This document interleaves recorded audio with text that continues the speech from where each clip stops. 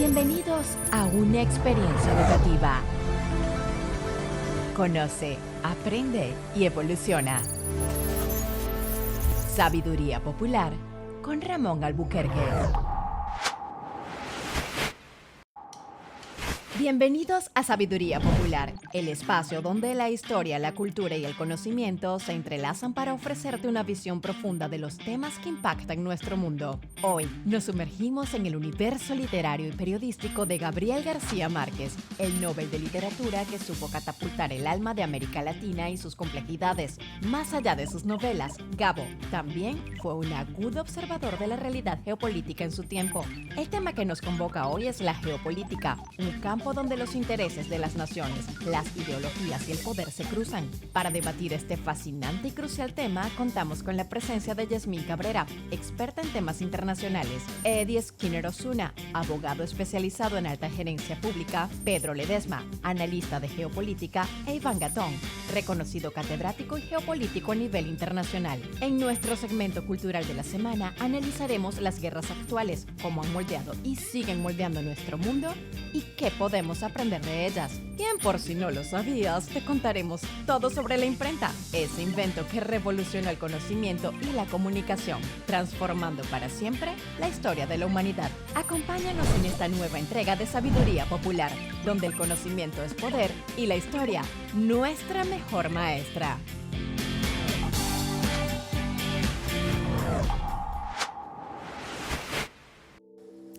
La geopolítica, ese es el tema que vamos a tratar en esta entrega de Sabiduría Popular. ¿Qué es la geopolítica?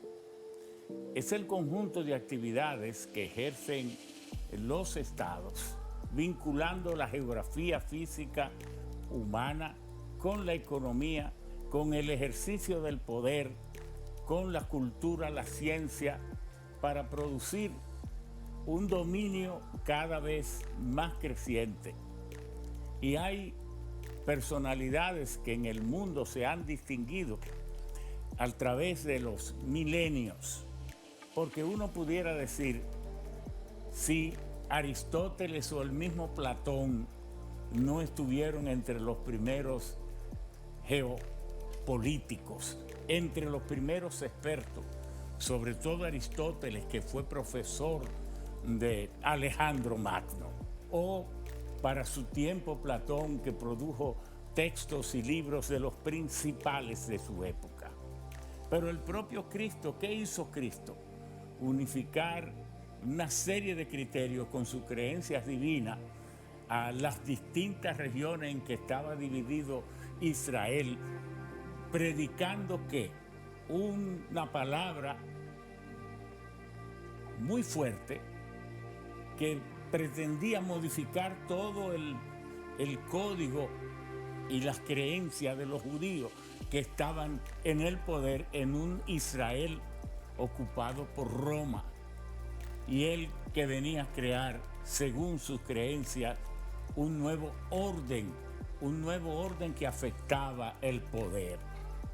Pero asimismo, si hacemos ese recorrido a través de la historia, nos damos cuenta que la geopolítica se ha practicado, aunque nunca había nacido como un concepto formal, académico, y como un instrumento para poder predecir si las acciones, si las expediciones, si los cuerpos de creencias y estrategias y tácticas que aplicamos va a dar los resultados que queremos. Se han refinado las técnicas.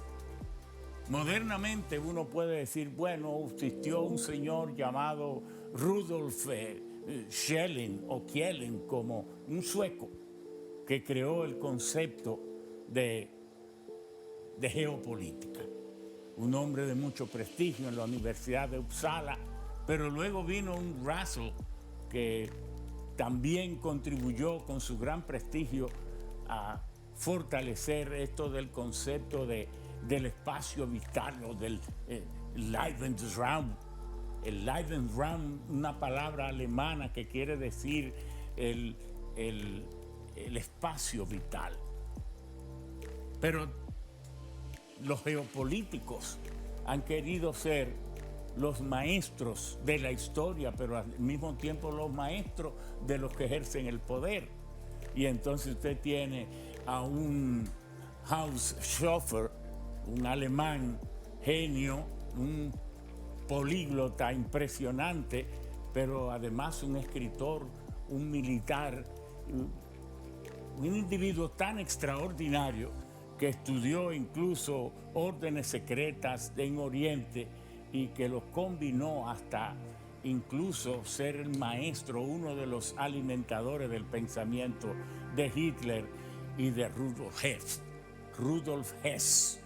Estas palabras alemanas hay que pronunciarlas bien para que se escuchen bien. Pues sí, pero Estados Unidos también tuvo sus grandes estrategas y Gran Bretaña con Mackinder, Estados Unidos ya entrando en más cercanía con Brzezinski, con Caspar, Weidenberg, pero hay otros también como Henry Kissinger, persona, y el último de todo, casi todos extranjeros, Francis Fukuyama, que escribió un libro que impresionó al mundo, el fin de la historia y el último hombre, donde planteaba que caído ya el bloque comunista, desechado ya esa ideología, las ideologías, pues entonces en el mundo lo que se iba a imponer sería un liberalismo democrático, y ese liberalismo democrático duraría prácticamente por años y por siglos. Ha sido muy criticado, pero la verdad es que no hemos visto con esta muerte de las ideologías otra cosa que el imperio de la ciencia, de la biología y el imperio de la econometría, del manejo predecible del mundo. Si el gobierno gasta demasiado, pues hay inflación, se desequilibran los precios, se entra entonces en déficit y entonces ese poder omnímodo que tiene los gobiernos, sobre todo en los países cuando son muy pobres, se debilita o se fortalece si lo maneja bien o mal. El caso es que la geopolítica modernamente, desde que Horst Schäfer creó la Escuela de Geopolítica en Berlín, la geopolítica ha sido el instrumento que utilizan las naciones. Mientras más poderosa, mejor más fuerte, más uso hacen de él. Y por eso que hemos querido traer aquí en Sabiduría Popular a personas que dominan el tema, a maestros verdaderamente reconocidos, y que así como República Dominicana va produciendo una Mary Lady, van produciendo aquí en República Dominicana unos Iván Gatón y otros grandes intelectuales, mujeres, hombres, y de eso nos llena de satisfacción que el país se vaya colocando en una madurez intelectual, en una madurez en el análisis político, en el análisis económico, en el análisis del armamentismo, en el análisis de cómo vincular la geografía, cómo vincular la economía, el ejercicio del poder, el conocimiento de la historia, la ciencia, el poder de las predicciones que da el conocimiento ahora con la inteligencia artificial, para tener un mundo más predecible, para decirle a los políticos que no pueden hacer lo que les venga en gana, que cada campaña política, cada actividad política debe estar acompañada de verdaderos expertos. Ya no estamos en los tiempos del concho primo, sino en tiempos en que de una digitalidad que cubre todo el mundo, un mundo que tiene una serie de amenazas, porque si no cambiamos la forma la forma de producir, la forma de la energía que más usamos, que es la electricidad, y la seguimos extrayendo de plantas que queman combustibles fósiles, combustibles que contaminan la atmósfera y que van causando un cambio climático que daña la atmósfera, que afecta a los suelos, su capacidad productiva, que afecta la forma como tradicionalmente hemos organizado nuestra forma de vivir. Si no alteramos, si no cambiamos, si no damos un giro hacia las energías renovables, las energías limpias, es evidente que la geopolítica podrá decirnos que vamos por el peor de los caminos. Y por eso hemos querido hacer este programa en Sabiduría Popular sobre la geopolítica, ese instrumento fundamental que está a nuestro alcance para ser ciudadanos con mayor ilustración, más conocimiento, más versados, con políticos menos primitivos. Esto que se está dando ahora en Venezuela, de unas elecciones que las ganó un candidato, pero que quien está en el poder para el proceso electoral y dice fui yo el que gané. Esto parece como que hacemos un retroceso a tiempos que considerábamos totalmente superado, y todo esto por un mal manejo de lo que es la geopolítica. Por eso queremos que ustedes nos acompañen en este día para que nuestros expertos vayan descifrándonos cómo pudiera el mundo tener una dirección global más interesada en parar esta guerra, más interesada en que el PIB mundial no siga tan concentrado. El 10% de los más ricos controlan el 70% de la riqueza del planeta. Y el resto que se los lleve, ¿verdad? ¿Quién los trajo? En una expresión popular que tiene en este momento mucha fuerza. De manera que de eso se trata.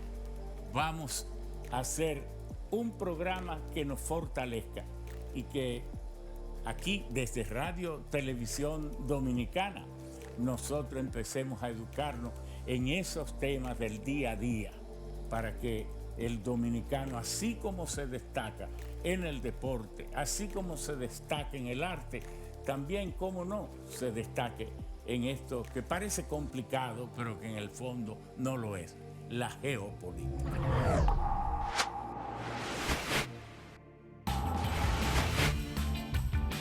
Estamos en todas las redes sociales. Síguenos en YouTube como Sabiduría Popular RD, Facebook Sabiduría Popular, Instagram Sabiduría Popular 7, Twitter o X Sabiduría Pop RD.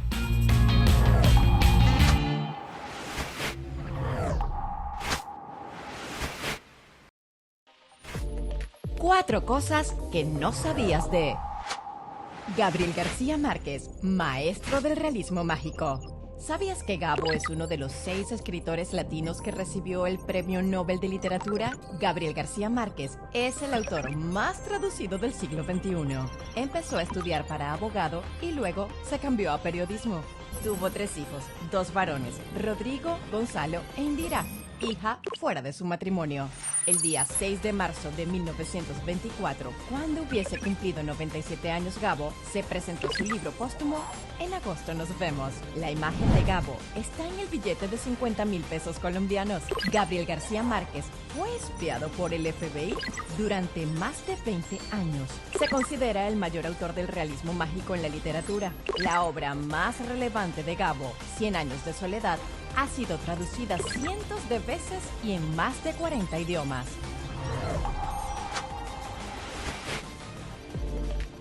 Cuatro cosas que no sabías de...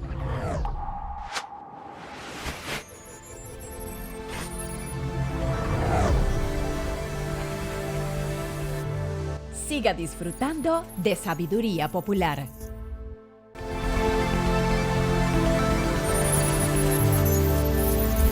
Sabiduría en vivo.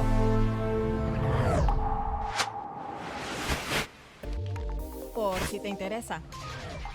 ¿Tú sabes quién fue Johannes Gutenberg? ¿Sabes cuál fue ese invento suyo que nos hizo la vida más fácil? Te hablo de la imprenta. Ajá. ¿Y por qué me hace la vida más fácil? ¡Ja! Imagínate que para reproducir textos o imágenes tuvieras que hacerlo a mano. Es en serio. Así se hacía antes que la imprenta existiera. Pero antes que el tío Gutenberg hiciera la suya, ya había una imprenta rudimentaria creada por los papás de los pollitos de los inventos, los chinos. En el siglo II, en la China imperial, a ellos se les ocurrió la xilografía, o sea, una técnica de impresión con planchas de madera. Y ahora cuéntame, ¿qué hizo Gutenberg para que eso quedara obsoleto? El tipo, un sabelotodo por supuesto, en 1450 inventó moldes para cada letra, prellenos de hierro, y a eso le llamó tipos móviles. Esos tipos se alineaban para formar palabras y sujetados a un soporte se les ponía tinta, haciendo que fuera más sencillo reproducir textos cortos y libros completos. Entonces, pequeños saltamontes, está de más decir que esta genialidad cambió la historia, porque todo lo que no se había leído se imprimió para que todos los interesados en aprender lo hicieran. Además, aumentó considerablemente el nivel de alfabetización y se volvió tangible parte de la información importante de la época, y eso, amiguitos, no tiene precio para la humanidad y marcó un hito en la historia. Por cierto, antes de la aparición de la imprenta, monjes de la iglesia tenían el dominio del papel para reproducir algunos documentos, pero aprovechando ese privilegio tenían guardaditos algunos datos. Pero el secreto se acabó cuando llegó el invento de Gutenberg. Ya en pleno siglo XXI podemos hacer pila de copias en poco tiempo, producir libros, periódicos y revistas a gran escala. Aunque la gente quiere ver todo desde el celular. Pero, ¿qué me dices de las impresoras 3D? Con ellas puedes hacer desde una prótesis hasta una casa. Espero que no se te olvide que la querida imprenta fue la precursora de la revolución industrial y que se puede considerar uno de los avances tecnológicos más significativos en la historia de la humanidad. Y esta, queridos amigos, fue la historia de la imprenta de Gutenberg. Te la contamos por si te interesa.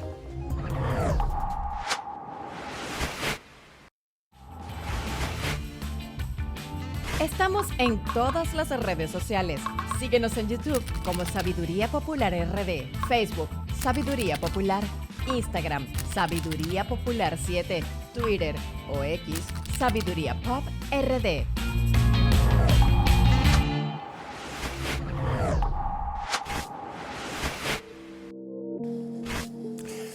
Las guerras activas en el mundo. Se trata de guerras formales o informales, entre pueblos, estados. Por ejemplo, como esta de Ucrania, Rusia-Ucrania, o esta guerra de Israel-Hamás, Israel, la Franja de Gaza. Guerras que pueden ser en forma de actos terroristas o actividades terroristas usualmente islámicas, como la de Hezbollah o aquella en Siria contra el ISIS y contra los kurdos. ¿Cuántas guerras hay en el mundo? Guerra entre clanes, entre tribus, entre pueblos árabes, en pueblos africanos, en fin, guerras que de expandirse pudieran tener consecuencias muy trágicas para la paz del mundo, porque muchas de estas guerras, como la de Ucrania y Rusia, allí no se está jugando con tonterías. Allí se está jugando de que en Eurasia, la parte de Asia, Rusia, tiene la energía que el occidente de Europa necesita. La energía que aún la guerra actual que hay en Ucrania, a través de la cual pasan 7 gasoductos, ninguno ha sido saboteado, ninguno ha sido interrumpido, y todavía Rusia vende el 88% del gas que vendía antes de esta guerra. Lo único que ahora lo vende a 5 veces el precio, y pudiera decirse que hasta le ha convenido a Rusia.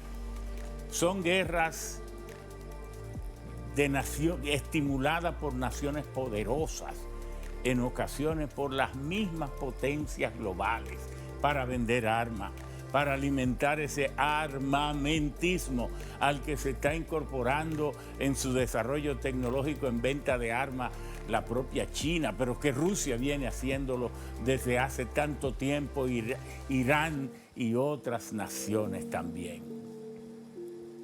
Pero entre tantas estas guerras, está África, que sobresale entre todas. La guerra de lo que se llama el Sahel, esta línea de naciones por debajo del Sahara que empieza en Senegal, Mauritania, Burkina Faso, Níger, continúa hasta Mali, el Chad, y termina en Etiopía y allí en Somalia. Estas guerras en las cuales Rusia está metiendo cada vez más sus manos, ampliando su poderío, guerras a veces casi sin sentido, guerras absurdas como la de Nigeria. Nigeria, un país petrolero que produce 3 millones de barriles de petróleo por día. Sin embargo, su población apenas tiene el 10% de la energía eléctrica que tenemos nosotros y su fuente de energía es básicamente la leña y el carbón, porque todo el gas natural y el petróleo está siendo vandalizado por el propio Estado. Bueno, el mundo no puede seguir, es más, puede decirse que actualmente la humanidad tiene el mayor número de guerras que había tenido en los últimos 70 años. Y los responsables de estas guerras son, repetimos, las potencias fundamentales que deberían promover la paz, que deberían promover la tranquilidad, la seguridad entre las naciones para la prosperidad y el desarrollo tecnológico de la humanidad. Pudiéramos decir que la mayor irresponsabilidad la están cometiendo las potencias y las naciones más poderosas que sacan provecho de estas 20 o tantas guerras que actualmente padece, sufre y desangra la humanidad.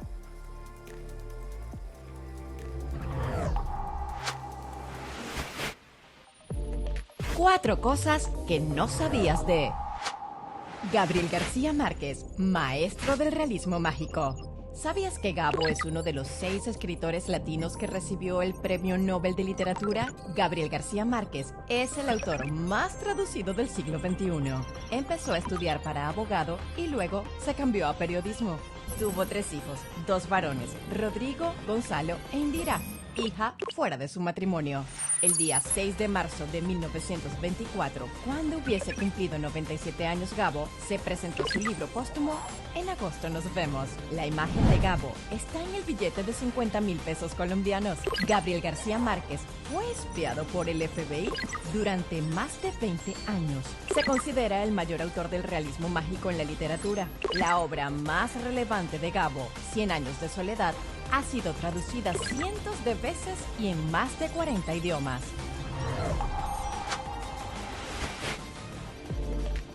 Cuatro cosas que no sabías de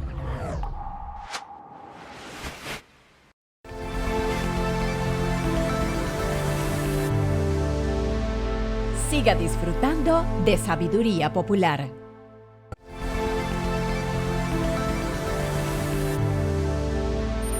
Sabiduría en vivo.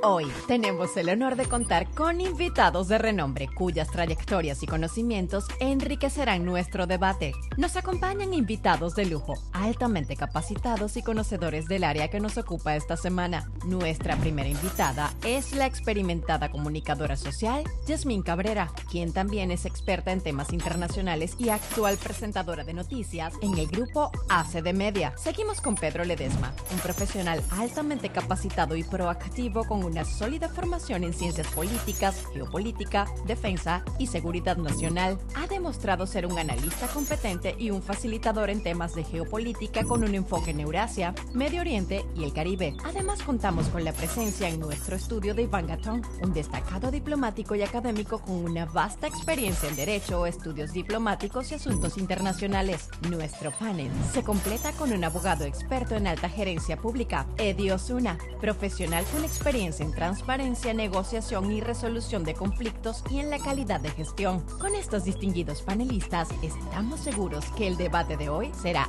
altamente enriquecedor. Bienvenidos a Sabiduría Popular.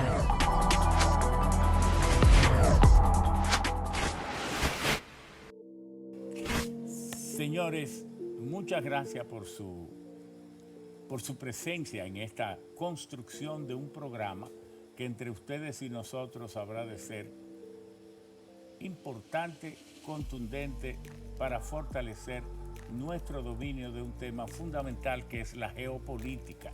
Vivimos en un mundo, pero a veces desconocemos los resortes, los hilos del poder. Y de eso nos puede hablar Iván Gatón, que es el dominicano más destacado en relaciones internacionales, maestro a nivel internacional, casi no tiene tiempo. Nos costó mucho que estuviera con nosotros porque es un consultor, escritor, catedrático y asesor a muchos niveles. Tenemos en Iván Gatón una especie de Kissinger, pero más morenito, aquí en República Dominicana. Adelante. Muchas gracias.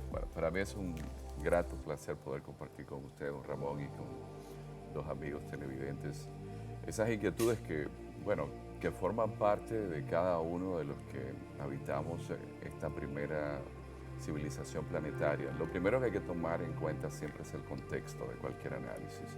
Nunca la historia de la humanidad había tenido una civilización planetaria como la que tenemos en la actualidad. Sin embargo, esa civilización planetaria entró en un punto, digamos, de encrucijada. ¿Por qué? Porque se dieron dos elementos que son los que reflejan mejor las guerras que tenemos en la actualidad. Uno es el de la divergencia demográfica y el otro es el de la convergencia tecnológica. La divergencia demográfica porque vemos cómo en el mundo oriental tienen más población, pero no solamente más población, sino que en ese mundo oriental lo que estamos viendo es que también después de 500 años de hegemonía occidental, porque Occidente hace 500 años, sobre todo los pioneros ibéricos como los españoles y los portugueses, que empezaron los procesos de colonización y conquista del mundo, eran una simple península de la isla mundo. Todas las civilizaciones fundamentales de la humanidad estaban en el Medio Oriente, o estaban en la zona de la China, o estaban en la zona de la India, pero pudieron dominar. ¿Por qué? Por superioridad tecnológica. Entonces ahora nos encontramos en una convergencia tecnológica. Tenemos inteligencia artificial en el mundo occidental, bueno, la tienen en India, la tienen en China. Un ejemplo claro de todos estos problemas en la actualidad, que no es más que la lucha por el poder, que ha sido un tema eterno y universal. Y cómo vamos a pasar por alto que India, que fue una colonia de Inglaterra hoy le aporta al Producto Interno Bruto del mundo un 1.5%, India un 9%. Si hasta Bangladesh, que hace 20 años era uno de los países más pobres del mundo, le aporta un 1.5% a la economía mundial, cuando Bangladesh se escinde de Pakistán, que formaba parte de la India y formaban parte de la corona británica. Pero un ejemplo que nos muestra ese punto de desgarramiento y de angustia que vivimos de este lado del mundo es que Francia le aporta al Producto Interno Bruto Mundial un 1.5, pero Vietnam le aporta un 1.5. Pero Vietnam no tiene el problema que tiene Francia, que Francia tiene una tasa de natalidad estable, pero es con musulmanes, cuando su base es cristiana.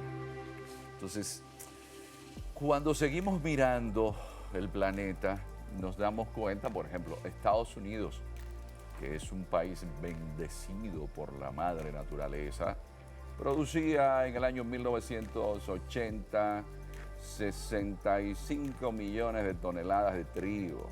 Hoy Estados Unidos bajó a 53 millones de toneladas de trigo. Pero Rusia, que producía 37, hoy está produciendo 60. Entonces, Rusia, que es el almacén del mundo, y aquí mencionar a quien yo tengo que decir que ha sido una de las personas que más me ha influenciado, que es Henry Kissinger. Kissinger, cuando hizo la diplomacia del ping-pong, y la gente no entiende esto, China es la civilización antigua más ininterrumpida que tiene la humanidad.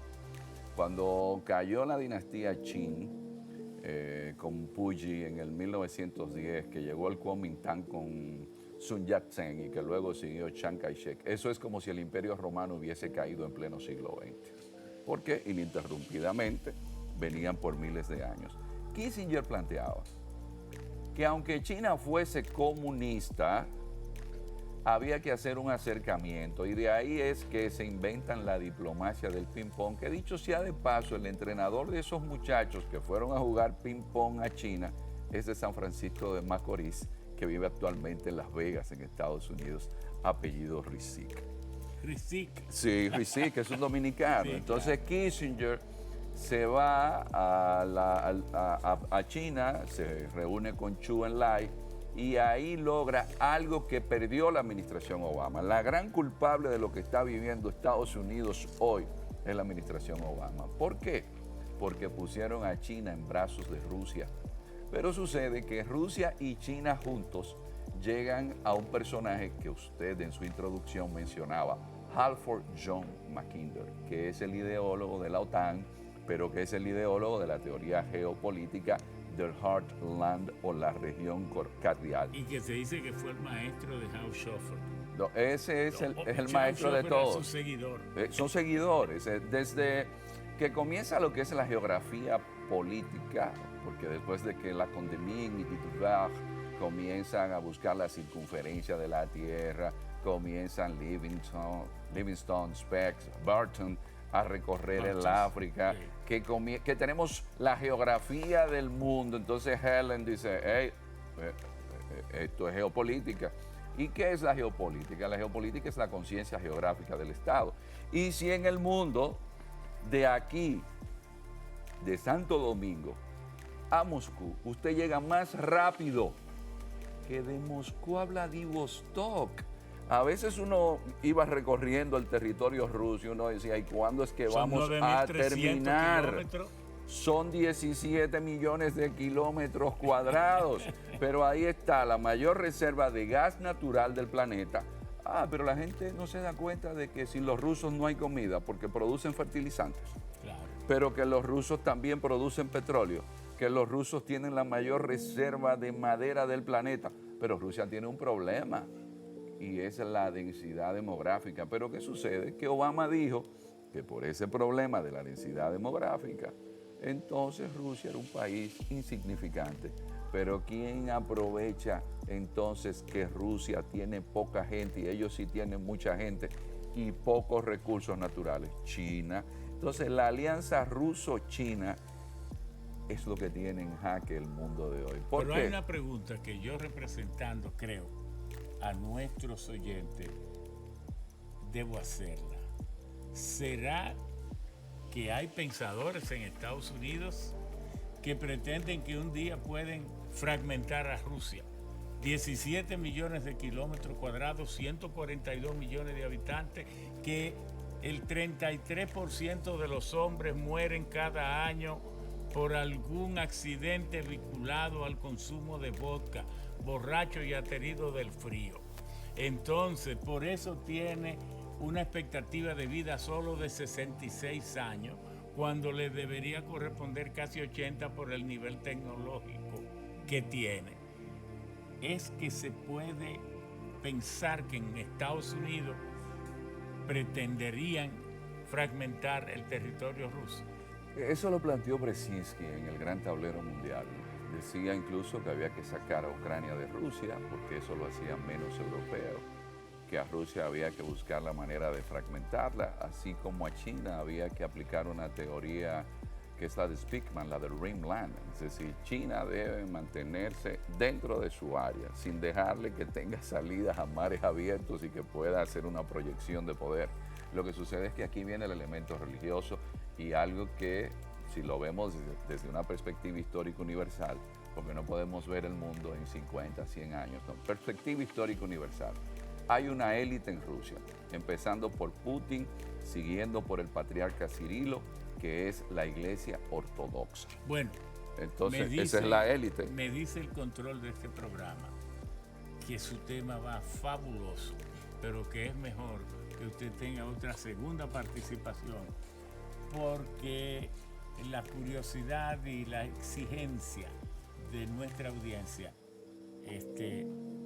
mantener la atención en un solo tema, le es muy difícil. Todavía estamos educando mucho porque todavía los dominicanos no sabemos concentrarnos cuando escuchamos. Para entonces oír a Yasmín Cabrera, que es una joven alumna suya, Hace mucho tiempo ya. nos dijo, mire, quiero estar en esos programas porque yo también puedo aportar algo en geopolítica. Este es tu turno. Muy contenta de estar aquí. Me siento honrada de estar cerca de Iván Gatón, que fue mi maestro, que es un referente, diría yo, ahora más grande en relaciones internacionales.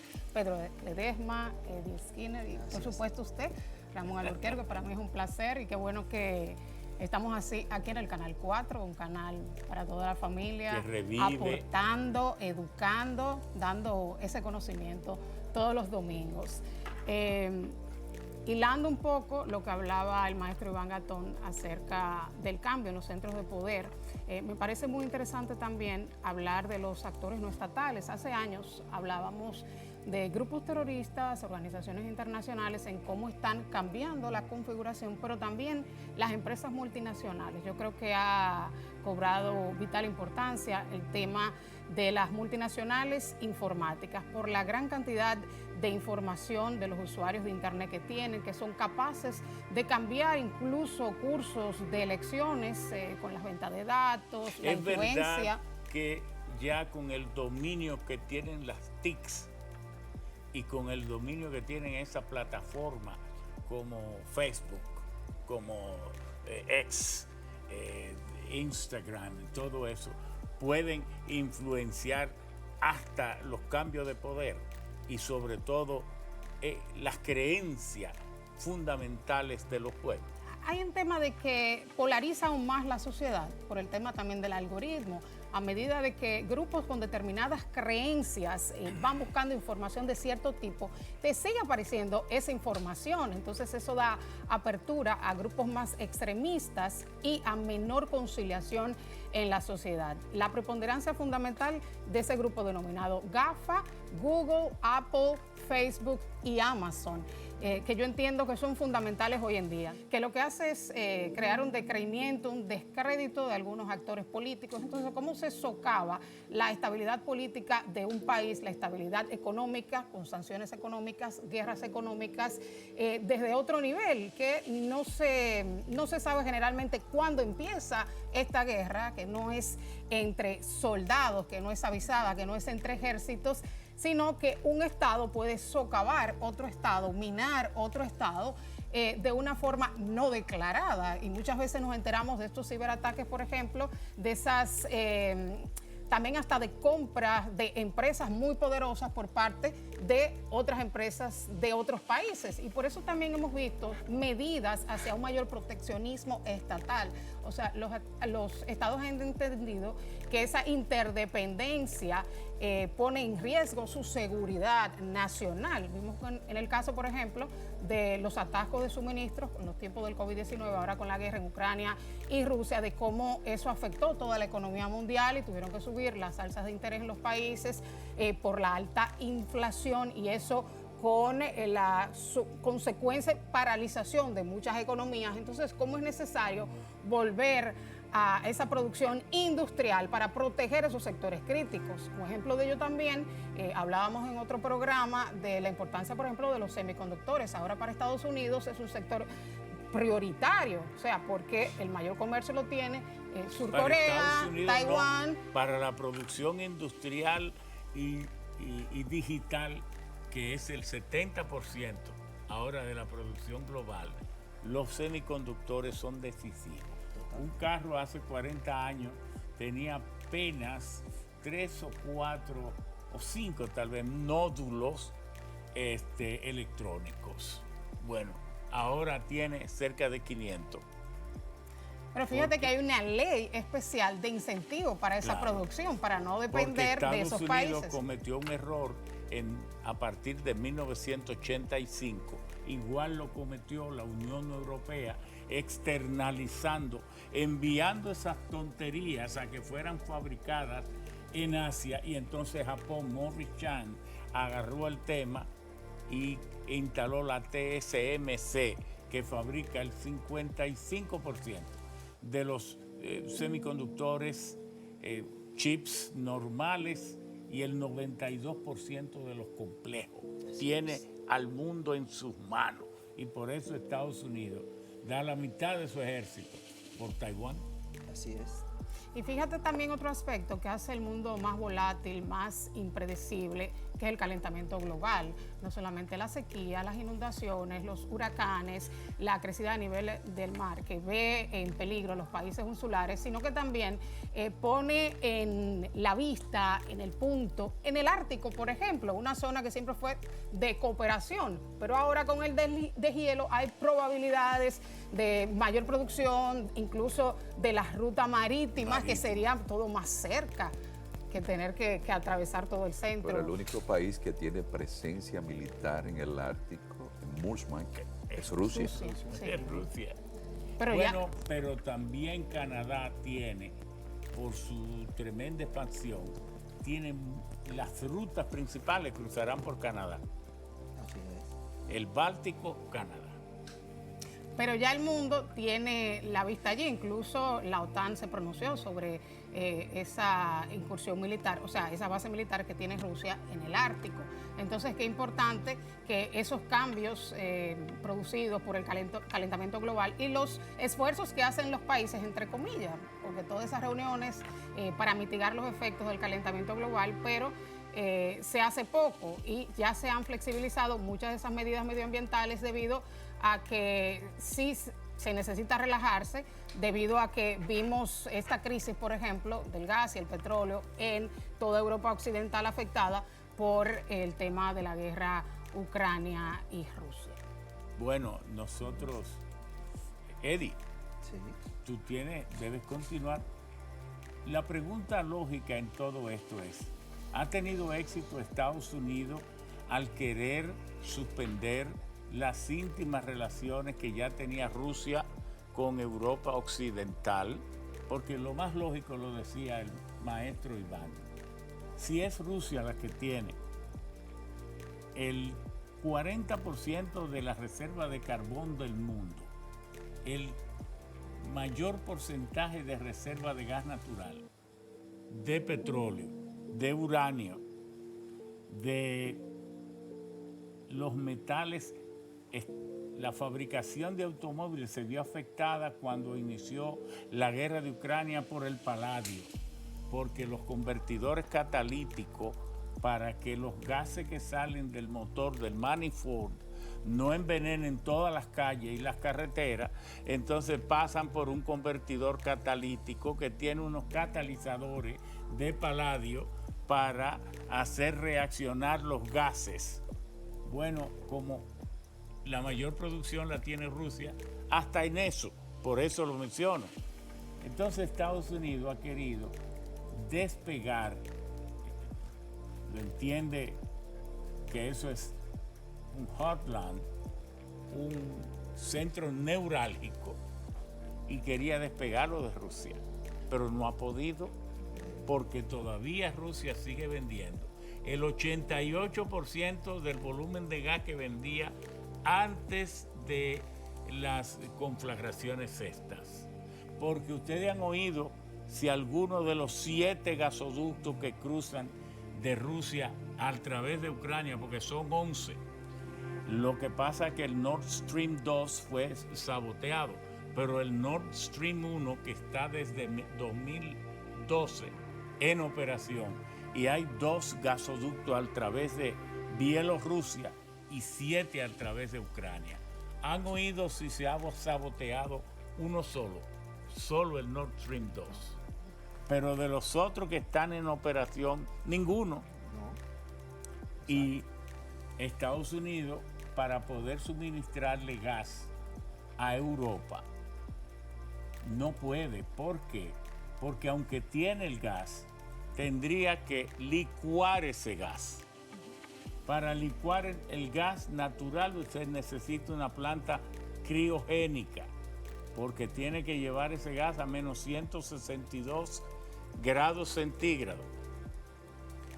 Pero entonces necesita un barco metanero criogénico también, porque el gas natural líquido tiene que permanecer líquido en el barco en lo que se transporta. Pero aunque hay 62 plantas criogénicas para descargar en Europa, para que Estados Unidos pudiera suplirle el 80%, necesitaría construir 300 plantas más. Pero los barcos metaneros, nada más hay 511 en el mundo entero. Entonces, construir un barco metanero criogénico toma 5 años. Estados Unidos lo que ha podido es venderle como un 15 o un 18% más, a un precio que entonces todo se ha disparado.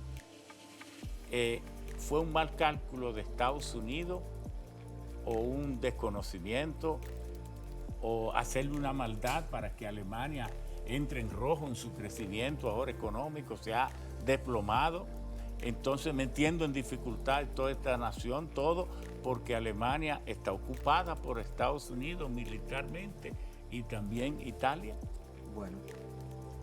Bueno, gracias don Ramón Alburquerque, ingeniero, por esta invitación a este espacio, Sabiduría Popular. Excelente, exitoso será esto. Y sobre todo, muchas gracias a ustedes, a los demás, Yasmín Cabrera, al maestro Iván Gatón y al amigo Pedro Ledesma también. Me encantó su preludio porque lo tomo de calafón, porque a mí me gusta ver la geopolítica desde el punto de vista de las actuaciones de los líderes, porque es evidente que las naciones del mundo y las empresas también están dirigidas por grandes líderes. Si no estuviésemos hablando, como usted lo hizo al inicio del programa, de los precedentes de Alejandro Magno, que fue un gran líder y todavía hoy estamos hablando de él. ¿A qué me refiero con esto? Cuando en pleno guerra entre Rusia y Ucrania, mientras Boris Johnson le daba una palmadita a Zelensky y le decía: no te preocupes, que te vamos a apoyar hasta el final, hasta el último soldado, pero todos sabemos lo que pasó luego en el Reino Unido. Hoy lo dirige el Partido Laborista con Keir Starmer. Quiere decir esto, en definitiva, que los líderes que dirigen las naciones influyen en el devenir de todas estas guerras. Me explico. ¿Cuál ha sido la respuesta de Estados Unidos o de la industria armamentística hacia el conflicto Rusia-Ucrania? Bueno, lo hemos visto con la llegada ahora de los F-16, que duraron 8 meses para llegar a Ucrania. Es una especie de paliativo o política bipolar en el que te prometo algo, pero te lo doy en el momento en que me favorece a mi industria. Una venta comercial de $70,000 millones Así es. En armas. Sí. Los almacenes de Estados Unidos para fabricar más. Y apenas llegaron hace unos días, ¿verdad, maestro? Entonces, cuando usted refiere sobre esta estrategia de Estados Unidos también de crear una barrera entre Rusia y otros países de Europa, nosotros debemos de analizar también cuál es el comportamiento militar que hay detrás de esto. Yo no soy un experto en temas militares, pero sí estoy mirando que parece ser que las bajas de Rusia en esta guerra es como si a ellos no le causara ningún efecto disuasivo. ¿Por qué?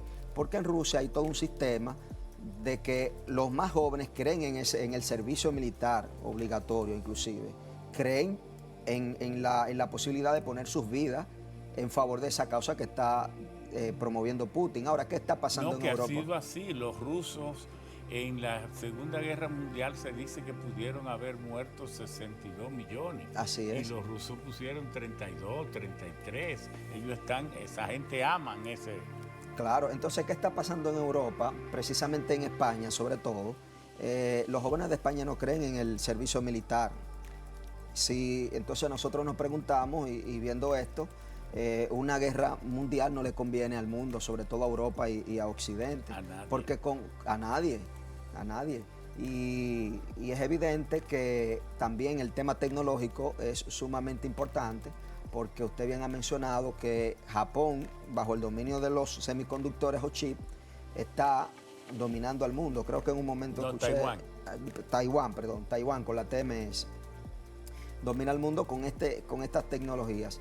Sin embargo, hemos visto, y ustedes se preguntarán, por eso hablé de líderes al momento, porque si lo analizamos dentro del contexto de las leyes de la naturaleza humana de Robert Greene, nos preguntamos cómo un hombre como Elon Musk, a través de Twitter, se mete en un conflicto o en un lío que está pasando en Venezuela. Nos preguntaríamos nosotros si él tiene las mismas intenciones indistintamente de la visión política que tenga cada quien, de que otra cosa se produzca ahí, para él tal vez, a través de sus empresas, entrar a Venezuela. Es otro punto. Si no, el presidente Boric y el presidente de Brasil también, que es otro componente geopolítico, han firmado creo que casi 27 acuerdos.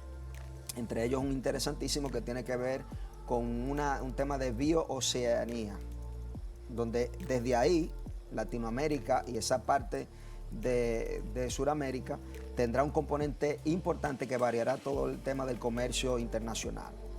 Esta alianza entre Brasil y Chile. Entonces, por eso dentro del contexto de lo que hace cada líder, para mí es importante. Hoy tenemos una diatriba en cuanto a saber qué acontecerá en Estados Unidos. Estas elecciones definirán el futuro también entre la guerra entre Rusia y Ucrania, porque Trump ha dicho que acabará con esa guerra. No sabemos bajo cuáles métodos, pero si sigue el Partido Demócrata, ¿qué pasará con la industria armamentística norteamericana? Entonces, desde el punto de vista de los actores, es que yo trato de siempre ver lo que pueda acontecer o predecir.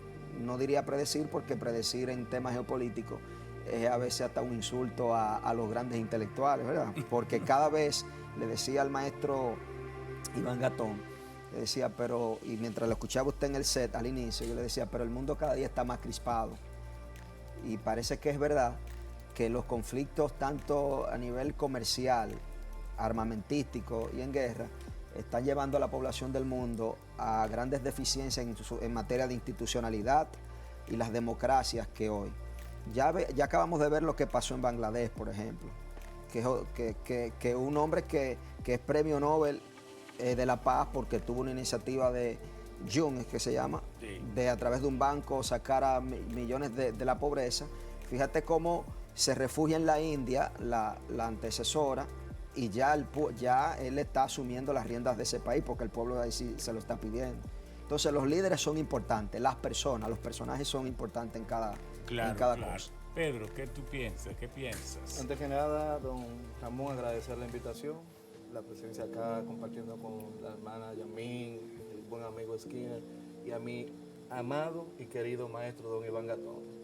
Siempre agradecido por sus enseñanzas y una persona que ha servido de guía en la formación nuestra en esta área de las relaciones internacionales. ¿Y del país? De la geopolítica, no. Y para mí yo me siento mono, yo sentado aquí al lado de él. Claro. Qué maravilla. Y como un programa llamado Sabiduría Popular, siempre viendo la responsabilidad suya de manera social de llevar realmente educación a la población dominicana y aprovechar este escenario, porque yo soy un niño que viene de la Marcos Ruiz 25 de la 20, ahí en Villa Juana, y mire que se puede con los estudios. Así es. Ese es el gran mensaje que quisiera inicialmente mandarle a la población dominicana. Se puede hacer el Eso teteo, decía pero con libros. Eso decía Marín, Lady. Yo empecé a los 19 años, pero yo lo que quiero es dar el ejemplo de que si se quiere, se puede. Así mismo. Usted sabe que estamos viendo una gran crisis de gobernanza en el mundo. Y esta gran crisis de gobernanza, como decía el buen amigo Skinner, vemos un conjunto de líderes que es lo que están haciendo. El maestro Iván Gatón, cuando citaba el concepto de geopolítica, ese es el concepto de Haushofer, donde dice que es la conciencia geográfica del Estado, donde los hombres tomadores de decisiones hacen uso de los recursos para hacer las más grandes obras. ¿Qué estamos viendo? Estamos viendo un conjunto de tomadores de decisiones en los cuales a veces ni están gobernando en favor de los intereses de sus propios países.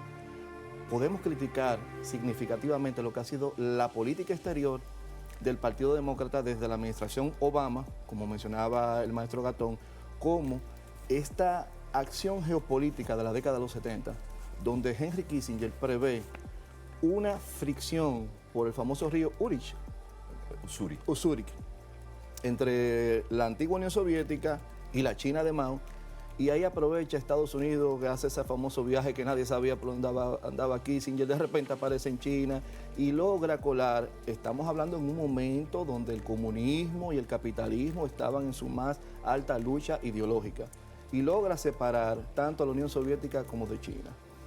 Grandes analistas, geopolitólogos, entendían que debería mantenerse así. Vemos que la administración Obama comete el error de sancionar a Rusia con el asunto, podemos condenar el asunto que pasó con Georgia, pero también podemos ver que lo de Georgia pasa en el 2008, y si observamos cuando Putin llega al poder en 1999-2000, Putin quería ser Europa, Putin quería ser OTAN, Putin quería ser Occidente. Putin podría decirse que podría ser el nuevo Pedro el Grande, lo moderno, en el sentido que Pedro el Grande todo el tiempo se sintió occidental, europeo y demás. Por eso San Petersburgo. San Petersburgo, la gran ciudad más europea, vamos a decirle. La Venecia rusa. Así mismo. ¿Qué pasa? Cuando vemos que no te permitimos estar dentro de lo que es la OTAN, no te permitimos todas esas cosas, esos choques con George Bush, hijo, negársele un sinnúmero de acceso, es como usted parafraseaba a Charles de Gaulle, que cuando usted no es invitado a formar parte de la mesa, sentarse en la mesa, es porque usted es parte del banquete. Y a lo que decía Paul Wolfowitz, le estoy hablando en 1992. En diciembre estamos hablando que se desintegra la Unión de Repúblicas Socialistas Soviéticas, la URSS. Y esto es considerado, según Putin, el desastre geopolítico más grande de la historia, específicamente del siglo XX. Así lo consideran muchos pensadores. En 1992 se filtra una documentación del subsecretario de Defensa, Paul Wolfowitz, en The New York Times, donde hablaba de balcanizar, de fragmentar a la Rusia, la Federación Rusa naciente, que estamos hablando, que nace ya cerca más a Estados Unidos, con un aire de democracia y demás. Pero ellos aceptaron hasta unas donaciones para la cuestión del ordenamiento de las ojivas nucleares que estaban regadas por la Unión Soviética y para la eliminación de una serie de misiles y de tantas cosas. La apertura de Yeltsin y de Putin era total. Y que se dice que Rusia que pasó de ser de un oso grizzly a un oso yogi en ese momento. Entonces, ¿qué vemos? Es un asunto según Wolfowitz, que es un asunto de seguridad nacional para Estados Unidos, porque entendía que no importaba cuál fuera el gobierno que hubiese en ese momento en la Federación Rusa, ya que solamente esa gran extensión de 17 millones de kilómetros cuadrados, todos estos recursos naturales que posee ese territorio, pero todos los recursos que hay debajo del famoso permafrost. Porque si bien es cierto... Pues en las taigas, las tundras y entonces el permafrost. Entonces, desde ahí comienza un proceso que Estados Unidos en su lucha estratégica, como un tomador de decisiones, como un jugador de este ajedrez del tablero político o geopolítico mundial, le permite ciertas cosas a Putin, pero no le da realmente ese, vamos a decir, reconocimiento total de entrar a la OTAN, de ser Europa, de ser uno de los nuestros, porque veía realmente que hay una... No un reconocimiento total, sino que ejerciera su derecho a unos organismos internacionales que no tienen por qué ser cerrados, a que él también participara. Y ahí es que viene el famoso discurso de 2007, en la famosa conferencia de seguridad nacional en Múnich, donde Putin se rasga las venas. donde aparece por primera vez el término de un orden mundial multipolar. Porque si observamos a partir de ese discurso que se puede ver en YouTube, se puede buscar fácilmente, Claro, claro. Putin habla realmente criticando el germen mundial que era Estados Unidos, la unipolaridad. Pero también vemos que habla de la necesidad. Y ahí Putin le dice, pero ustedes son los que tienen 750 mil millones de dólares de presupuesto militar, yo nada más tengo 50.000. Sí. Exacto. Entonces viene, como mencionamos, las famosas sanciones que lo acercan en 2008 hacia China, porque ellos dicen, oye, tú y yo tenemos el mismo hombre que nos está dando los vejigazos, vamos a ponernos de acuerdo, que eso, como nosotros decimos República Dominicana, es una alianza de macos y cacatas, porque eso que mencionaba el maestro Iván Gatón, de esas fronteras con China, estamos hablando que dentro de la población rusa hay enorme población china dentro de esos territorios. Toda la Siberia tiene 5 millones de personas y la frontera de China con Rusia en Heiliongjiang, 5 millones de rusos, pero hay 100 millones de chinos. Así mismo. Esto da, porque ya cayendo a lo que es el 2014, cuando comienza todos estos movimientos, la Revolución Naranja de colores y demás, hay una gran amiga de nosotros que reconoció que la CIA invirtió 5.000 millones de dólares en desestabilizar Ucrania. La señora Victoria Nuland, que fue un gran halcón en esa área. La esposa de Robert Kagan, La esposa de Robert que es el Kagan. otro gran diseñador que ha estado detrás de esas políticas que llegaron al Partido Demócrata. Y Bueno. que Trump le tira sus dardos, porque Trump es el que dice, y si yo llego sé cómo se termina esa guerra, pero esos dos que eran del Partido Republicano son los que han estado detrás de todo ese diseño. Así Bueno, mismo. vamos a hacer una cosa. Vamos ahora a pasar, ya que cada uno de ustedes ha presentado sus ideas, al debate abierto. El maestro Iván ha traído aquí una serie de libros que sería una pena que no Sí, lo sí. conociera Este libro, el país y que le hiciera las recomendaciones a los estudiosos y a los que quisieran ser estudiosos para ver cómo podemos aprovechar las enseñanzas de un hombre que no termina de enseñar, porque eso es Iván. Y entonces, pero que además nos sigue explicando cómo el país necesita de más educación geopolítica, donde se están impartiendo cursos ahora de geopolítica y cómo debemos tomar esto más en serio. sí, lo que sucede, don Ramón, que nosotros, por ejemplo, el gobierno dominicano, antes de la guerra de Ucrania, había calculado el precio de barril de petróleo a unos 80 y tanto. 78, 78, pero entró a más de 100 y pico. Sí, claro. Entonces nosotros decimos, ¿y dónde queda Ucrania? Y pensamos que el río Sama es el río Potomac o que es el río Yangtze, pero no, muchas cosas dependen de ahí. Por ejemplo, la gente no sabe que aumentaron las varillas porque las palanquillas con las cuales se hacen las varillas venían de Ucrania. Entonces, De los altos hornos de Ucrania. nosotros pensamos que el mundo es desde aquí que se dirige. Usted dice, bueno, producción alimenticia, pero usted necesita fertilizantes. ¿Quién es el mayor vendedor de fertilizantes del mundo? Es Rusia, por eso Brasil no lo ha condenado. Entonces, la geopolítica no es simplemente un ejercicio teórico, es la conciencia geográfica del Estado. ¿Quién soy yo? ¿Dónde estoy? Pero cómo en medio de este océano geopolítico, porque ahora la geopolítica se puso de moda. Cuando estuvo la Guerra Fría no estuvo de moda, se mantuvo ahí.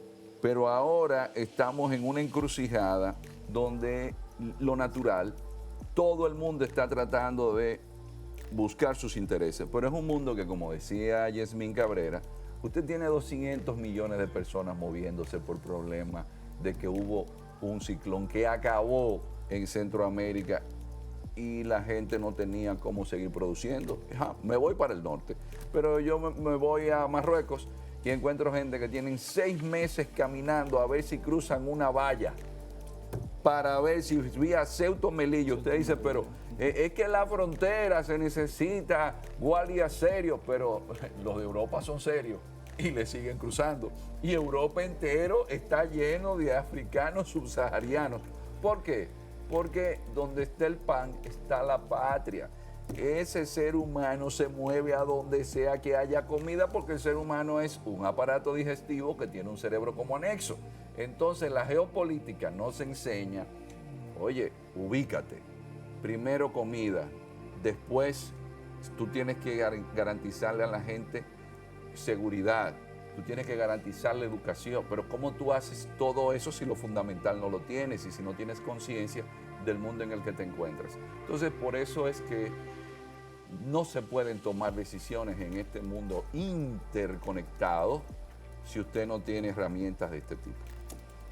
Agregando a la idea... Vamos, sí, habla, pero vamos a hacer una pausa para retomar luego de ella la dirección del programa para que nos salga mejor y nuestros amigos sientan que tienen una hilación de cada tema, una concatenación, porque este programa es para educar. Radio Televisión Dominicana, que cumple 72 años. Vale la pena que el pueblo dominicano la tome como su emisora, su planta de televisión, su gran escuela, su gran universidad. Ha sido una de las decisiones que para mí me han parecido más oportunas. Vamos a hacer esta pausa.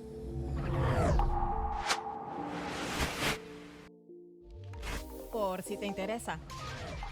¿Tú sabes quién fue Johannes Gutenberg? ¿Sabes cuál fue ese invento suyo que nos hizo la vida más fácil? Te hablo de la imprenta. Ajá. ¿Y por qué me hace la vida más fácil? ¡Ja! Imagínate que para reproducir textos o imágenes tuvieras que hacerlo a mano. Es en serio. Así se hacía antes que la imprenta existiera. Pero antes que el tío Gutenberg hiciera la suya, ya había una imprenta rudimentaria creada por los papás de los pollitos de los inventos, los chinos. En el siglo II, en la China imperial, a ellos se les ocurrió la silografía, o sea, una técnica de impresión con planchas de madera. Y ahora cuéntame, ¿qué hizo Gutenberg para que eso quedara obsoleto? El tipo, un sabelotodo por supuesto, en 1450 inventó moldes para cada letra, prellenos de hierro, y a eso le llamó tipos móviles. Esos tipos se alineaban para formar palabras y sujetados a un soporte se les ponía tinta, haciendo que fuera más sencillo reproducir textos cortos y libros completos. Entonces, pequeños saltamontes, está de más decir que esta genialidad cambió la historia, porque todo lo que no se había leído se imprimió para que todos los interesados en aprender lo hicieran. Además, aumentó considerablemente el nivel de alfabetización y se volvió tangible parte de la información importante de la época, y eso, amiguitos, no tiene precio para la humanidad y marcó un hito en la historia. Por cierto, antes de la aparición de la imprenta, monjes de la iglesia tenían el dominio del papel para reproducir algunos documentos, pero aprovechando ese privilegio tenían guardaditos algunos datos. Pero el secreto se acabó cuando llegó el invento de Gutenberg. Ya en pleno siglo XXI podemos hacer fila de copias en poco tiempo, producir libros, periódicos y revistas a gran escala. Aunque la gente quiere ver todo desde el celular. Pero, ¿qué me dices de las impresoras 3D? Con ellas puedes hacer desde una prótesis hasta una casa. Espero que no se te olvide que la querida imprenta fue la precursora de la revolución industrial y que se puede considerar uno de los avances tecnológicos más significativos en la historia de la humanidad. Y esta, queridos amigos, fue la historia de la imprenta de Gutenberg. Te la contamos por si te interesa.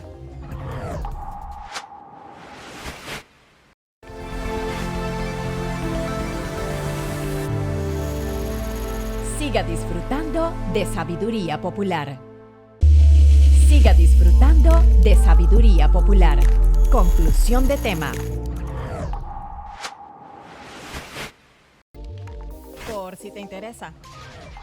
¿Tú sabes quién fue Johannes Gutenberg? ¿Sabes cuál fue ese invento suyo que nos hizo la vida más fácil? Te hablo de la imprenta. Ajá. ¿Y por qué me hace la vida más fácil? ¡Ja! Imagínate que para reproducir textos o imágenes tuvieras que hacerlo a mano. Es en serio. Así se hacía antes que la imprenta existiera. Pero antes que el tío Gutenberg hiciera la suya, ya había una imprenta rudimentaria creada por los papás de los pollitos de los inventos, los chinos. En el siglo II, en la China imperial, a ellos se les ocurrió la silografía, o sea, una técnica de impresión con planchas de madera. Y ahora cuéntame, ¿qué hizo Gutenberg para que eso quedara obsoleto? El tipo, un sabelotodo por supuesto, en 1450 inventó moldes para cada letra, prellenos de hierro, y a eso le llamó tipos móviles. Esos tipos se alineaban para formar palabras y sujetados a un soporte se les ponía tinta, haciendo que fuera más sencillo reproducir textos cortos y libros completos. Entonces, pequeños saltamontes, está de más decir que esta genialidad cambió la historia, porque todo lo que no se había leído se imprimió para que todos los interesados en aprender lo hicieran. Además, aumentó considerablemente el nivel de alfabetización y se volvió tangible parte de la información importante de la época, y eso, amiguitos, no tiene precio para la humanidad y marcó un hito en la historia. Por cierto, antes de la aparición de la imprenta, monjes de la iglesia tenían el dominio del papel para reproducir algunos documentos, pero aprovechando ese privilegio tenían guardaditos algunos datos. Pero el secreto se acabó cuando llegó el invento de Gutenberg. Ya en pleno siglo XXI podemos hacer pila de copias en poco tiempo, producir libros, periódicos y revistas a gran escala. Aunque la gente quiere ver todo desde el celular. Pero, ¿qué me dices de las impresoras 3D? Con ellas puedes hacer desde una prótesis hasta una casa. Espero que no se te olvide que la querida imprenta fue la precursora de la revolución industrial y que se puede considerar uno de los avances tecnológicos más significativos en la historia de la humanidad. Y esta, queridos amigos, fue la historia de la imprenta de Gutenberg. Te la contamos por si te interesa.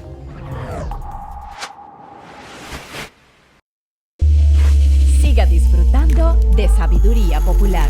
Conclusión de tema.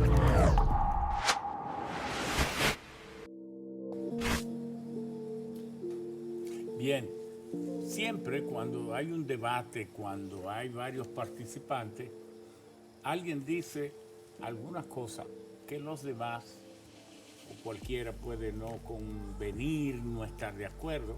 Este es el momento en que vamos a pasar media hora rebatiéndonos entre nosotros mismos, enriqueciendo mejor lo que se ha dicho, pero sobre todo que don Iván ha traído una serie de libros y revistas y sería una pena que ustedes, queridos amigos, no puedan tomar nota de ello.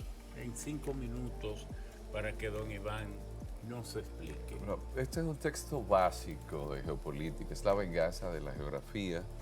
Venganza de la geografía. De la geografía, es decir, hasta la ubicación geográfica donde usted nace le determina su alimentación, su vestimenta. Es decir, no hay manera de que usted se libre de la geografía. Si no, pregúntenle a los polacos si haber estado al lado de Prusia y Rusia no le provocó serios inconvenientes. O pregúntenle al Mediterráneo si eso no determinó, o Kosovo no determinó que pertenecieran al Imperio Romano. Entonces, la ubicación geográfica siempre va a ser importante, fundamental. Este trabajo no ha llegado al país todavía. Es un libro muy esperado por la intelectualidad latinoamericana, porque Manuel Todd ahí plantea cómo Occidente ha llegado a ese punto que ya Oswald Spengler había hablado de la derrota de Occidente, la caída de Occidente. Entonces, el otro trabajo, estos trabajos no llegan al país, pero ustedes pueden suscribirse en línea. Y para mí son los mejores monográficos de temas internacionales. Un elemento que yo creo que hizo grande a Napoleón fue haber democratizado la enseñanza, porque fue el que impuso el bachillerato obligatorio. Entonces es bueno que ustedes también, de donde se pueda abrevar, son monográficos por lo regular, ustedes puedan hacerlo. Le Monde Diplomatique publica también unos trabajos interesantes desde el Atlas Geopolítico de China, pasando por un atlas de fronteras, pasando por un atlas de las minorías étnicas del planeta, un atlas crítico de la historia del siglo XX, que a mí siempre me llama la atención de que nosotros pensamos que la Segunda Guerra Mundial, quien la determinó fue Estados Unidos, y no nos dimos cuenta de que Estados Unidos y Rusia eran aliados, que los propios Estados Unidos vía Alaska suplían a los rusos y que el que llegó hasta Berlín fue el mariscal Zhukov, devolviendo a los alemanes. Entonces, en este trabajo del Atlas de la Historia Crítica del siglo XXI, nos muestran elementos que no veíamos. Otro es el Atlas de las Religiones, Atlas de las Civilizaciones, un Atlas medioambiental. Son buenos trabajos. No, y que no olviden los amigos utilizar y educarse y entretenerse en lo que son esos mapas interactivos. Eso es maravilloso. Para usted conocer Rusia, usted entra a esos mapas interactivos, y para usted conocer Eurasia, para conocer incluso Estados Unidos estado por estado. Yo le dedico mucho tiempo. Usted me habla de Colombia, pues yo sé uno por uno de los departamentos de Colombia, igual que de Argentina, de Brasil. Usted me lo plantea hasta de Rusia. Yo me sé las 23 repúblicas que tiene y los 11 municipios, los oblastes, todo, porque le dedico tiempo, igual que las 32 provincias de China. Eso es un ejercicio extraordinariamente positivo. Bueno, don Iván, yo tengo una pregunta que usted debe.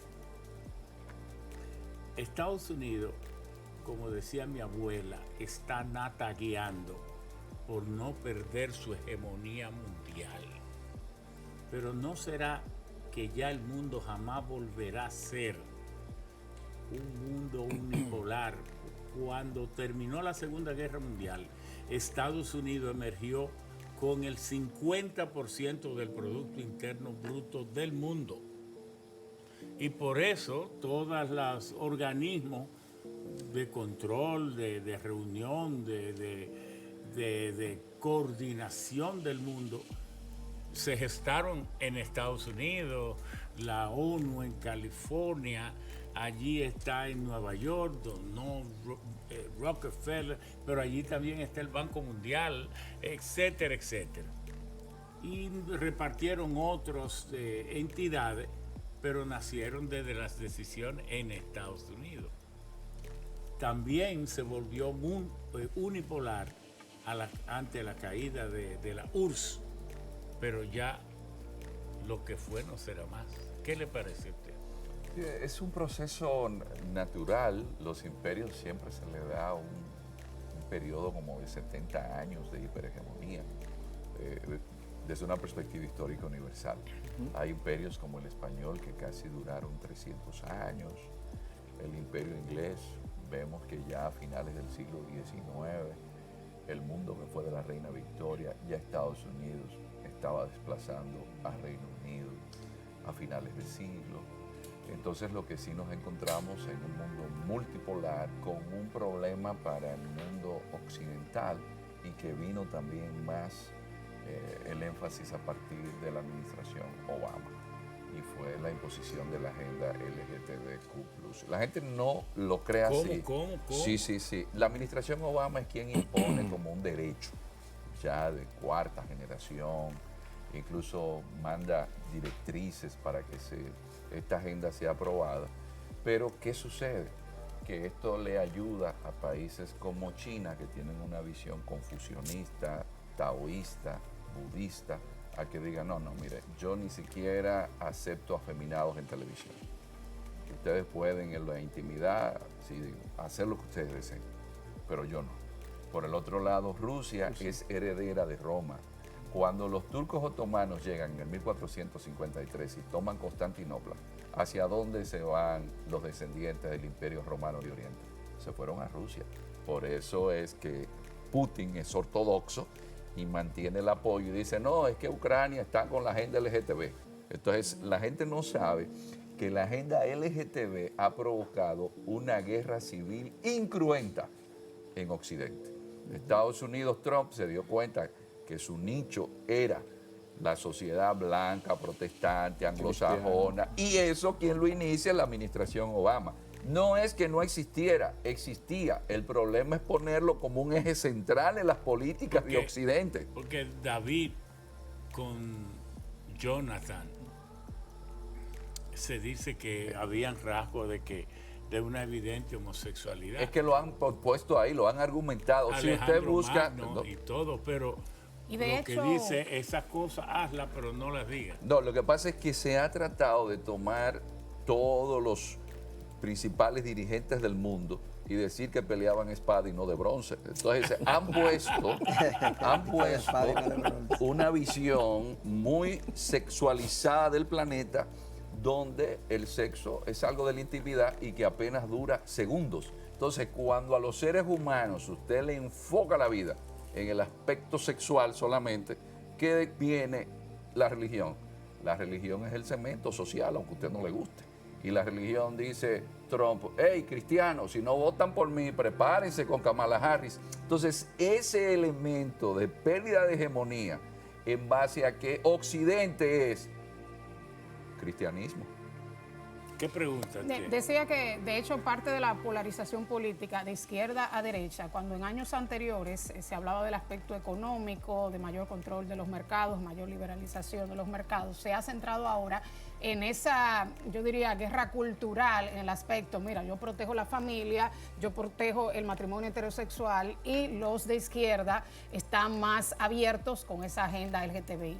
Entonces, de hecho, en Estados Unidos, que gran parte de los hispanos, siempre en su mayoría votan demócrata, hay una gran cantidad de personas cristianas, hispanas, evangélicas, que ese discurso de Donald Trump le ha calado, a pesar de su discurso anti-inmigración, que también es muy importante para la comunidad hispana.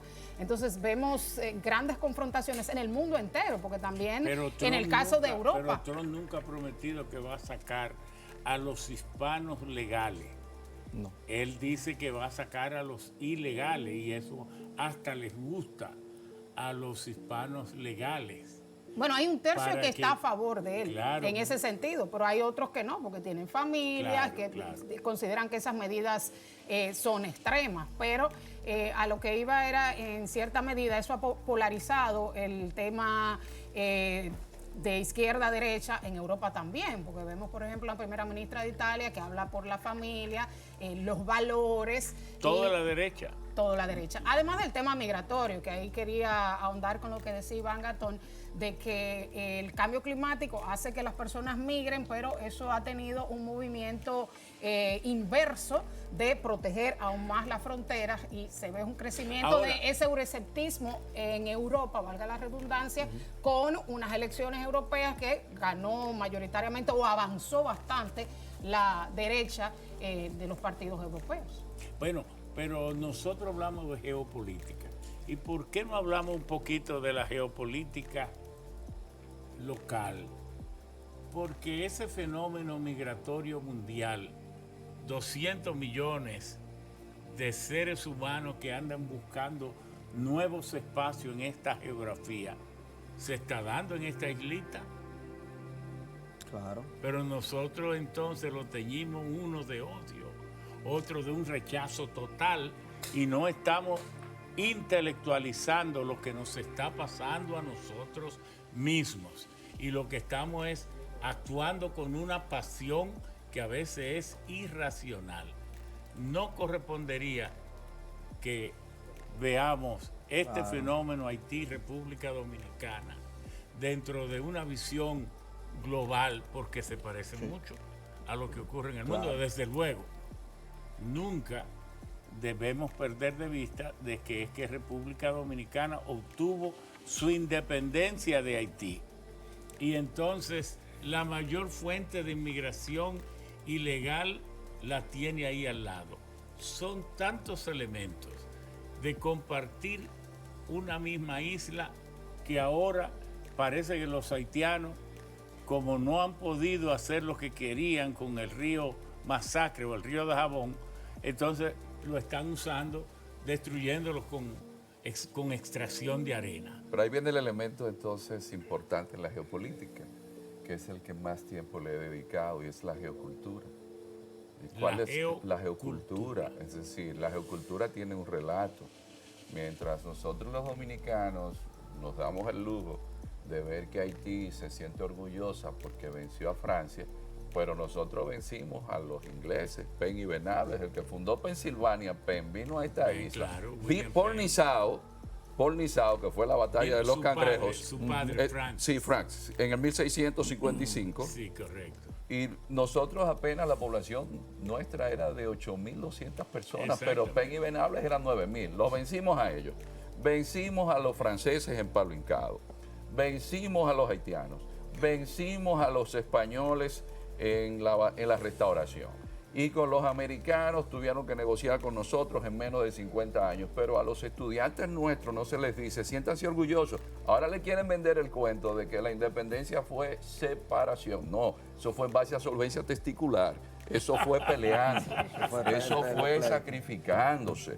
Entonces, sin Haití, el haitiano, que es otra cultura, es decir, estamos hablando de que es otro idioma, incluso hasta otra religión, es otra cosmovisión.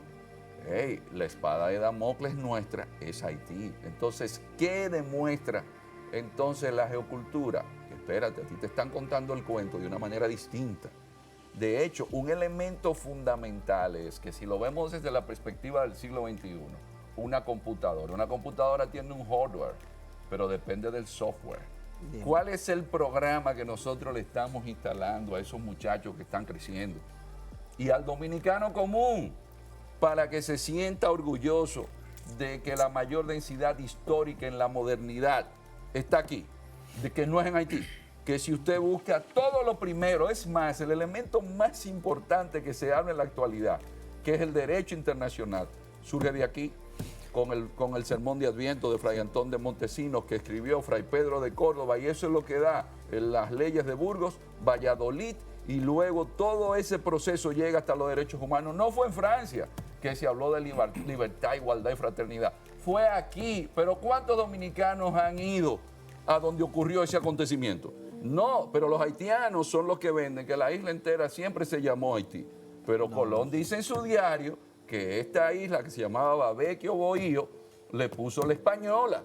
Claro. ¿De dónde está el primer asentamiento que comienza la modernidad y el proceso de globalización y asentamiento europeo? No fue en la Isabela, después no fue aquí en Santo Domingo. Bueno, la Isabela caería del lado de Haití. No, la Isabela está en Puerto Plata. En Puerto Plata. El fuerte de la Navidad. El fuerte de la Navidad, Sí. pero que fue algo efímero. Claro, fue con los claro. restos de la nao, la Santa María, que se hizo, y no un fuerte, porque ¿y qué fuerte tan grande se Con va a una- construir con una con los carabela. restos de una carabela que tenía 24 metros de eslora? Eso era un cortijo lo que había ahí. Entonces fuerte es esa fortaleza Osama que está ahí desde hace 5 siglos. Entonces, si nosotros tomamos en consideración que el cuento, que las relaciones públicas nuestras a nivel internacional no son las mejores, Entonces no se está educando adecuadamente ni fortaleciendo la cosmovisión de lo que es un dominicano. No hay un paradigma. Estamos dando patadas de desesperado, pancadas de ahogado. me perdonan los compañeros, porque a mí esto me preocupa. Yo estaba por Río Limpio la semana pasada, estuve por Capotillo, estuve en restauración, porque me he dedicado con un cómic que diseñé a enseñarle a los muchachos que se Sí, sientan muy bello, orgullosos muy bello. porque geopolíticamente nosotros somos los primeros. Miren, nosotros tenemos tanta historia que hay un punto en el cual cuando ya los haitianos dominan,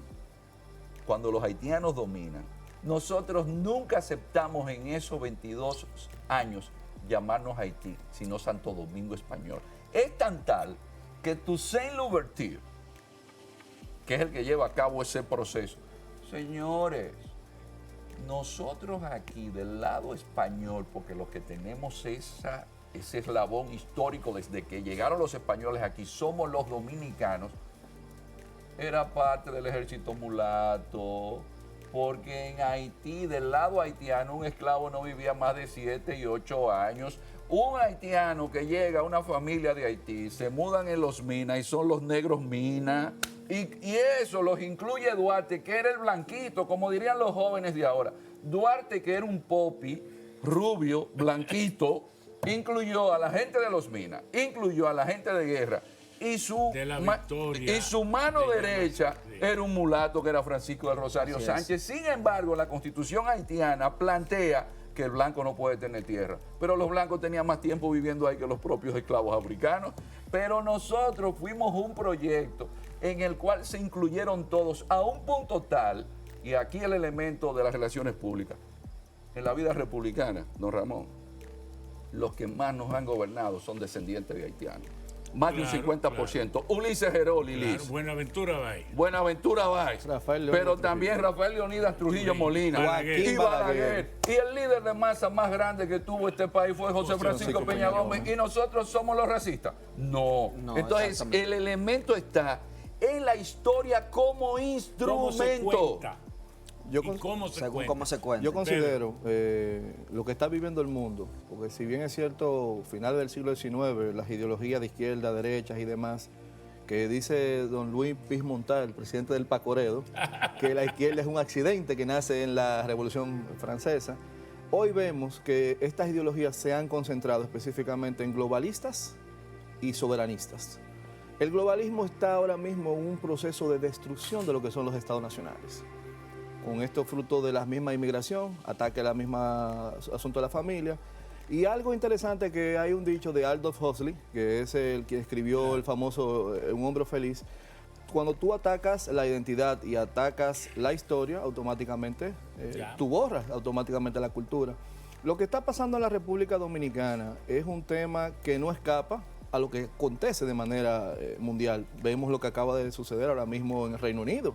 Las protestas y demás, que ok, el detonante fue el asesinato de 3 niñas, pero si usted se pone a ver en semanas anteriores, ¿quiénes fueron los que barrieron las alcaldías? Fueron musulmanes. Y no es un asunto de racista, no es un asunto de que no pudiera haber quizá una posible mezcla de un crecimiento del cambio mundial. Ahora, atacar la historia dominicana, la malformación posiblemente a veces hasta de los mismos niños, hasta nosotros los padres dándoles seguimiento dentro de la casa. Y veo también que debe de existir en los distintos estados realmente una política de Estado hacia sus problemas hacia afuera. En el caso de República Dominicana, yo entiendo que nosotros no tenemos una política de Estado referente al tema haitiano. Una política de Estado me refiero, escúchame, Eddie, es que no importa que usted sea el presidente, cuando yo venga mañana yo no puedo venir con un librito nuevo, porque es que lo manejamos de una manera Tenemos una ley de migración. de migración. Pero no tenemos una estructura cultural para fortalecer la dominicanidad Exactamente. y entender Sí. con justicia y respetando sus derechos a los haitianos. Pero también, Eso nos falta. pero también el juego geopolítico de nosotros en los escenarios internacionales, que necesitamos gente con mayor identidad, o también hacerle ver a los poderes económicos también lo perjudicial cuando en demasía se mete una mano de obra que usted dirá, bueno, aporta enormemente al crecimiento del país, pero quizás entonces en la educación, en la salud y en otros rubros que Porque de Haití no podemos decir que solo vienen haitianos pobres a trabajar aquí. no. Aquí está entonces la élite haitiana Estudiando. que dejó de invertir en Haití y está invirtiendo aquí. Pero Está invirtiendo cientos de millones de dólares. Mi problema está en que estamos jugando a ser vegetarianos en un mundo que la geopolítica demuestra que carne. somos carnívoros. Y que hay que tener cuidado primero con el tema de la identidad y Identidad. los relatos que contamos. Exactamente. llama la atención, escúchame, don Ramón, y ya para pasar en esta cosa. ¿Cómo va a ser que Estados Unidos invierte millones, cuantiosos recursos en Eurasia y en este continente vertical, teniendo a pocas millas de la Florida, Que divide el planeta en dos. en dos? América divide el planeta En dos. desde el polo norte al polo sur. Exactamente. Tiene ese privilegio. Exactamente. Y el único continente que tiene todas las estaciones al mismo tiempo. Al mismo tiempo. Porque todos los continentes están en un hemisferio. Eurasia, Europa y Asia están en el hemisferio norte. África está un poco desplazado, pero en el sur. El sur. Oceanía está en el sur, pero América, al dividir el planeta en dos, De punta a está punta. de punta, pero además es el único continente ajeno a todos los dioses vigentes. Porque cuando vino a descubrirse América ya todos los dioses existían. Sí. Ya se habían fabricado todos. ¿Sí? No hay, Así mismo. porque todos nacieron en la Mesopotamia, además que hay 3 tipos de religiones. La religión naturista, la humana y las religiones revelacionistas. Las naturistas son aquellas que adoran los fenómenos naturales, como el taoísmo o el shintoísmo. Pero las religiones humanas es el budismo, confucianismo, todo esto, que no tienen dioses. Las religiones naturistas y las humanas no tienen dioses, son un ritualismo de veneración y adoración. Ahora, las religiones revelacionistas, que son el judaísmo, el cristianismo y el islam, se les llama así porque su inicio partió de una revelación, que Dios le dijo a Abraham, vete a la tierra prometida, una revelación. Nadie estaba con él, pero él dijo que Dios le apareció y la gente le creyó. Entonces tiene el cristianismo, Dios te salve María, llena eres de gracia. Otra revelación, el arcángel San Gabriel a ella. Y la otra revelación es la que Alá le dio a Mahoma. Ahora, ¿cuáles son las religiones que han hecho casi todas las guerras? Las revelacionistas, el judaísmo, El cristianismo, el y el islam. cristianismo, el islam, porque hay otra religión revelacionista que son los drusos, que están en el sur del Líbano y Siria e Israel, por ahí por el Alto de Golán. Yo he estado varias veces por ahí, pero esas son como 40, 50 mil personas nada más. Bueno, entonces tenemos nosotros que ponernos claro, porque las religiones son una fuerza que determina la historia y ahora mismo son fenómenos. Si uno ve casi los grandes fenómenos que están ocurriendo ahora, hay un sedimento religioso que los mueve. ¿Usted cree en eso? No, yo creo que lo fundamental es lo religioso, porque la religión es lo que le da sentido a la existencia de mucha gente. Solamente fíjese en que la religión más perseguida en el siglo XXI es el cristianismo. Quien manda en India es un hinduista, quien manda en Rusia es un ortodoxo, quien manda en China es más confuciano que comunista. Entonces, en los países musulmanes no hay forma de que usted desconecte la religión. Yasmín. Bueno, yo quería agregar a lo que hablaba Iván Gatón de la importancia de las religiones. Y yo entiendo que cada vez, mientras el mundo está cada día más interconectado, mientras surgen más organismos internacionales, es como una fuerza en la misma proporción de preservar la identidad de los países, de decir, no, yo soy esto, yo no soy eso. Y de tú mirar los que se parecen a ti, tú unirte, y los grupos unirse y rechazar cualquier influencia externa. Entonces, en parte también eso pasa con las migraciones. Los países en donde la extrema derecha ha tenido mayor protagonismo son los países que paradójicamente hay una migración muy distinta a ellos. O sea, vemos en Francia una migración de africanos que son muy distintos de esos franceses. Entonces, el tema de la diferenciación en cuanto a lo cultural. Vemos, por ejemplo, en España. Ellos también han tenido, porque Argelia, Tunisia o Túnez y la cantidad de otros países, por eso el francés es el idioma más hablado en toda África. Pero no obstante, ellos no sienten como que se han asimilado. También el hecho de que muchos son musulmanes.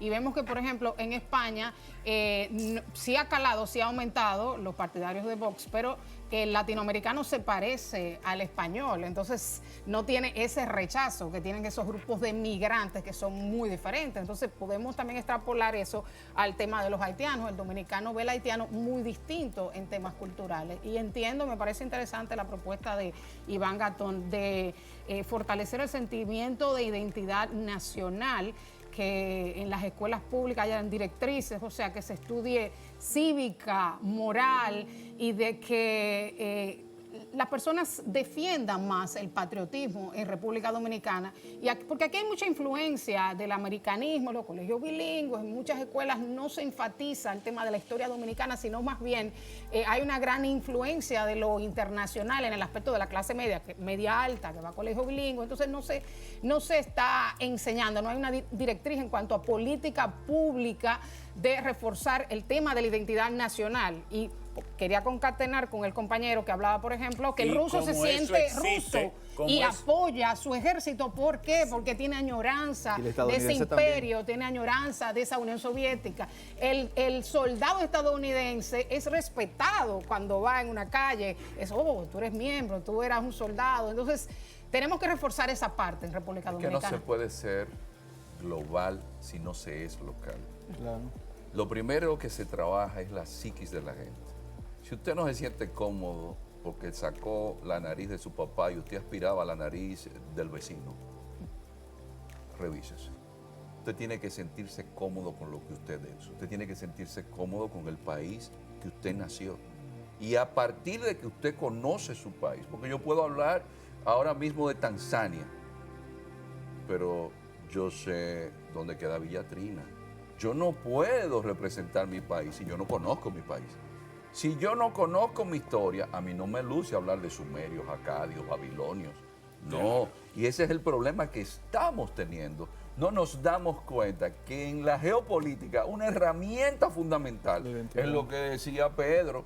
Claro. Te borro todo lo que tú eres y ahora sé yo. Ahora tú tienes que practicar Thanksgiving Day. Ahora tú tienes que el Black Friday, pero tú no sabes cuándo es el día de San Andrés. Mira, Halloween se celebra más que de los huevos y la Y el harina. día de ceniza. Sí.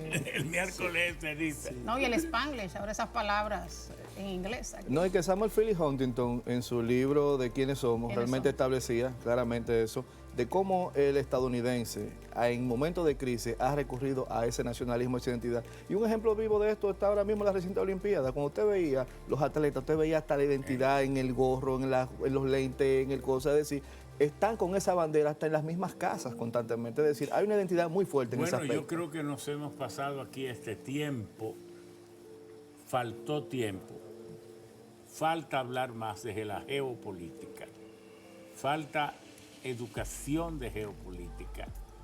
El tema último que tocamos lo revela. Vivimos en una patria sin comprenderla. Vivimos en una nación sin saber cómo es.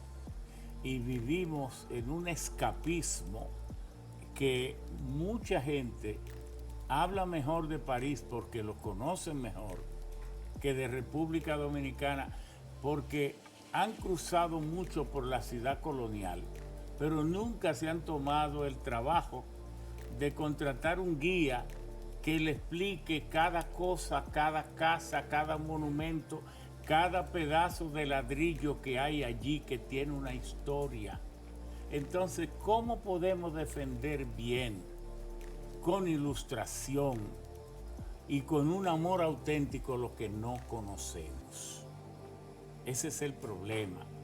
Tal vez el consumismo, aquella situación en que se vio, que narra Antoine de Exupéry, cuando el Principito llegó al asteroide 861, lo encontró un zorro y entonces el zorro le dijo, qué bien que hayas llegado.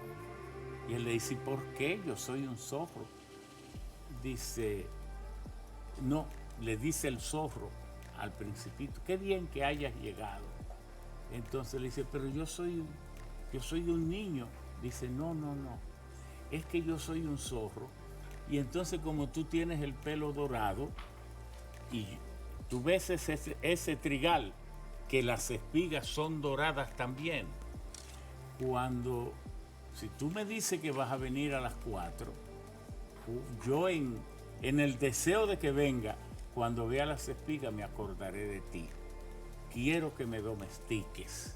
Entonces le dice el Principito, es que yo no sé cómo domesticarte. Y le dice, no, olvida, yo sé lo que pasa. Y le dice, ¿qué ocurre? Que tú eres un niño, pero eres humano.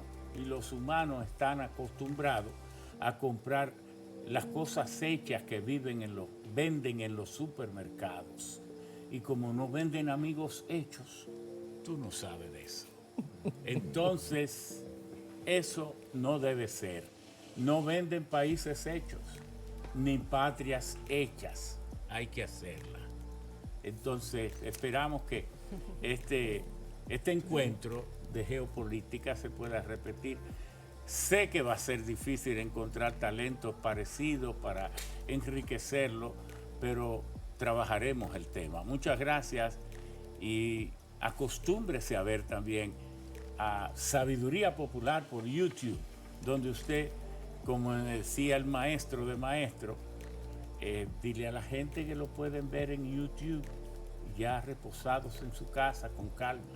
Muchas gracias.